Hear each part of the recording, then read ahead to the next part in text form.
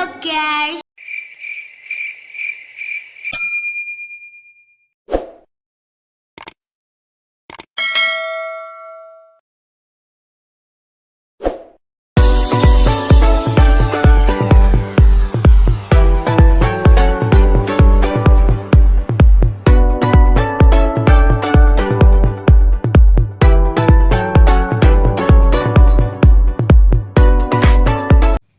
Halo teman-teman, welcome back to my channel. Oke, setelah teman-teman menonton konten saya sebelumnya tentang koperasi mahasiswa, kali ini saya masih bersama dengan teman-teman mahasiswa terbaik di Indonesia untuk berdiskusi terkait sistem pembelajaran online yang telah diterapkan dikarenakan adanya pandemi virus COVID-19. Teman di sini yang lainnya juga. Gimana sih rasanya kuliah offline jika dibandingin sekarang nih ngerasain kuliah online?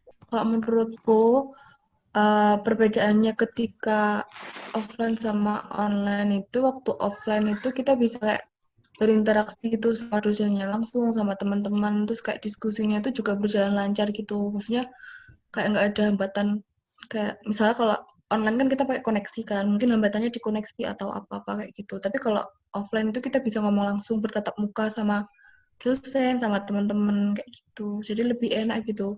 Dan ilmu yang didapat dari dosen itu lebih nyerap langsung gitu daripada kayak pakai online menurutku. Kalau menurut Dita lebih ke apa ya? Kalau aku lebih enak bicaranya sama kawan. Apalagi kan udah tahun itu sama-sama dengan kawan terus. Kalau untuk online, rasanya kasihan untuk kawan-kawan yang susah kuota. Orang ini ada yang sering minta izin sama dosen karena nggak ada sinyal gitu. Karena beberapa kampung orang tuh susah sinyal, jadi harus diri ya. Kan corona sebetulnya nggak boleh keluar, jadi orang harus cari wifi gitu, cari wifi keluar. Kalau aku sebenarnya kalau di offline tuh kita lebih apa ya, lebih jelas dosennya neranginnya, kan langsung lihat dosennya, langsung apa ya, beda aja rasanya. Kalau online tuh kadang sinyalnya yang gimana gitu kan. Terus teman-teman tuh sini seringnya tuh kayak kalau di tempatku jadwalnya tuh kadang diberitahunya tuh kalau nggak pas tepat waktu, kalau nggak beberapa menit sebelum mulai kelas. Sering kali platformnya apa, kodenya berapa, kayak gitu.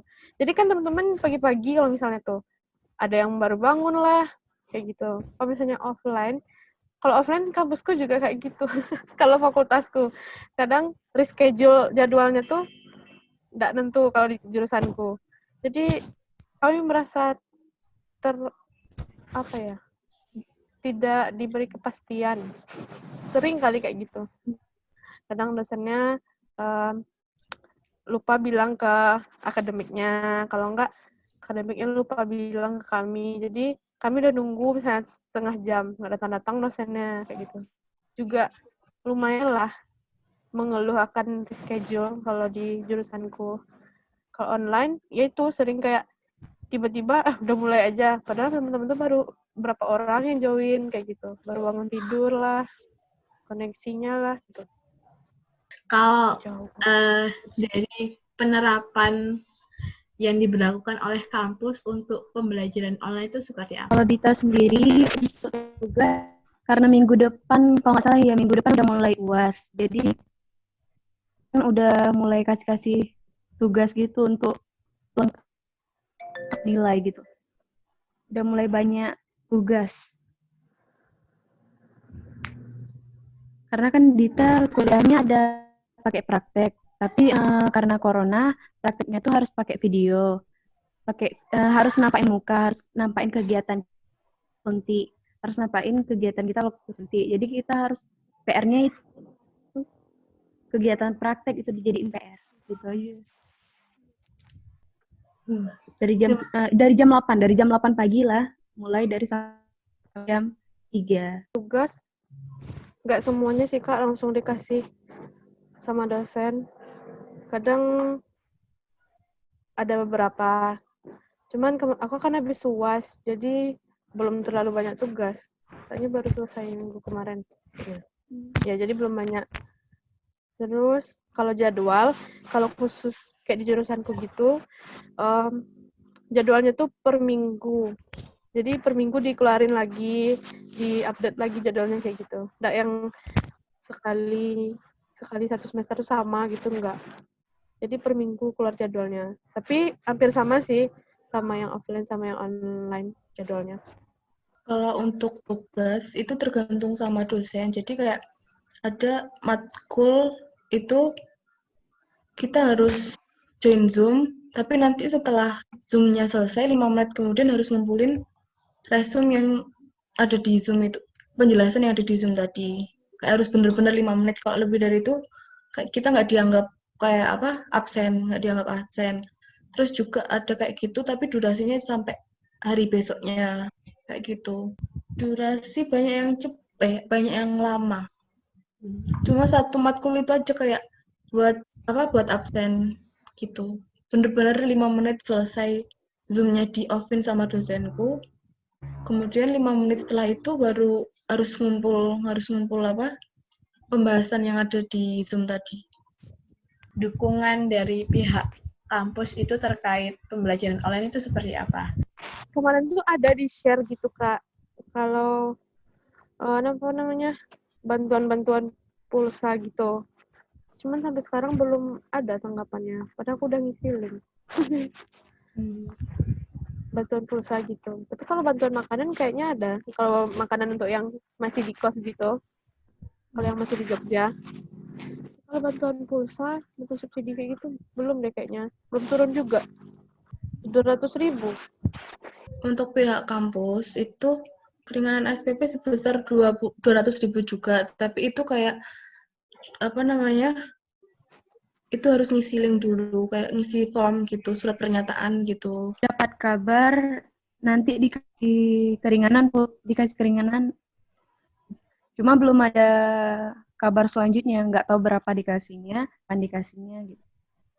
Cuma beritanya kira-kira pulsa gitu. Dari Menteri, udah ada suratnya dari Menteri Kesehatan, tapi belum ada yang beri persetujuan untuk selanjutnya. Pendapatnya gimana sih buat kedepannya pembelajaran online itu enaknya kayak gimana gitu? Cuma ya itu cara pembelajarannya tuh kurang efektif soalnya nggak ketemu langsung. Kalau cepet dapat ilmunya tuh nggak secepat yang offline. Soalnya kan kayak keterbatasan juga kayak gitu.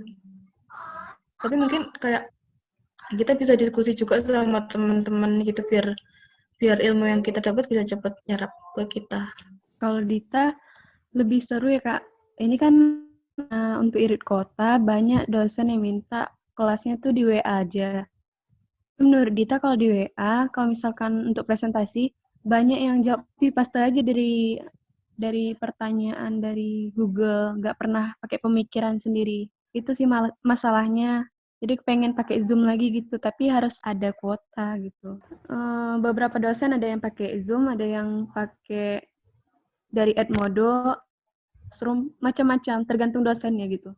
Kalau aku kayaknya lebih, kalau dari itu ya, dari jurusanku, kayaknya lebih dijelasin lagi platformnya apa.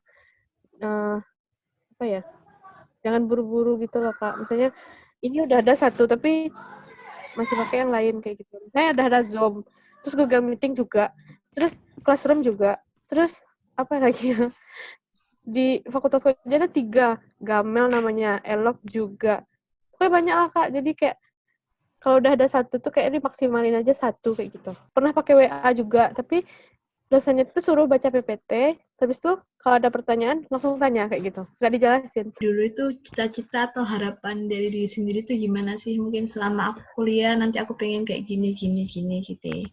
Dan biar bisa jadi gini. Yang awalnya tuh maunya apa namanya? Organisasi kayak seimbang sama akademik gitu-gitu loh. Kayak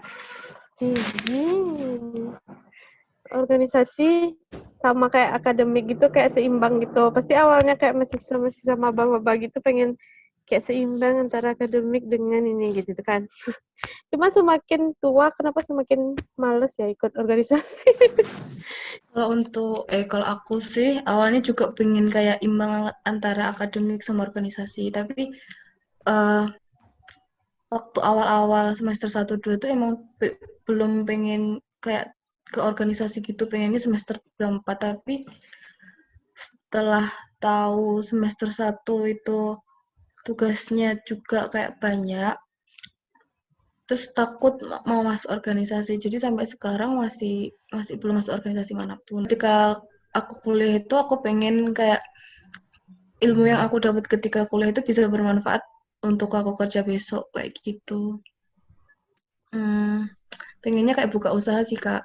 Kalau Dita karena awal-awal ini masih penasaran dengan apapun yang ada di kampus. Kemarin cuma nyoba-nyoba gitu untuk masuk pramuka karena dengar-dengar kegiatan pramuka ini sering kegiatannya ke nasional gitu. Jadi kepengen pramuka. Itu awalnya gara-gara itu.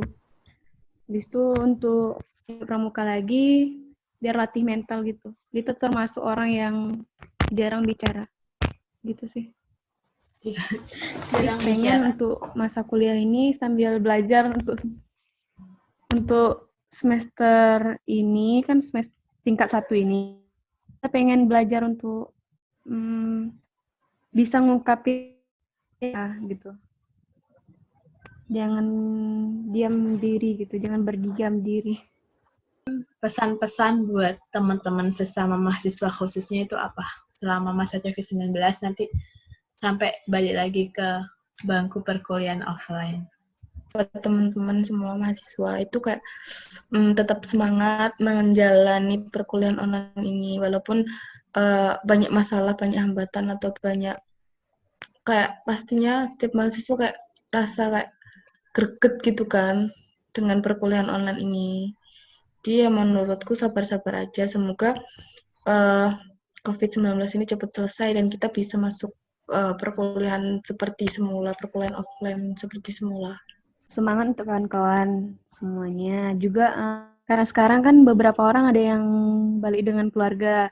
Luangkan waktu untuk sama keluarga. Sekarang kan udah ada waktu untuk Manfaatkan waktu. Gitu. Manfaatkan, ya. Ya Allah. Iya, manfaatkan waktu yang bersama keluarga ini. Kalau aku pesan untuk teman-teman semua, semangat kuliahnya, jangan menyerah. Juga kayak stay safe, juga jaga kesehatan, sama lah ya.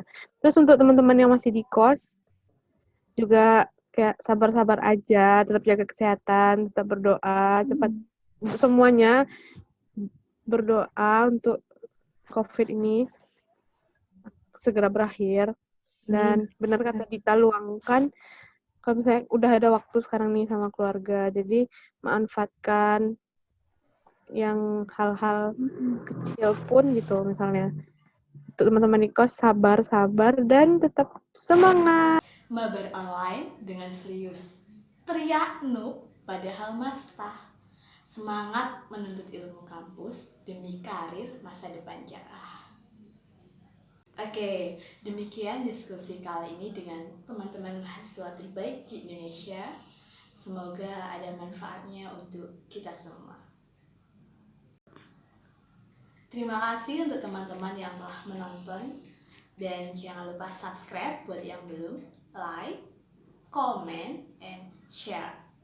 Karena berbagi itu indah. Terima kasih. See you next time.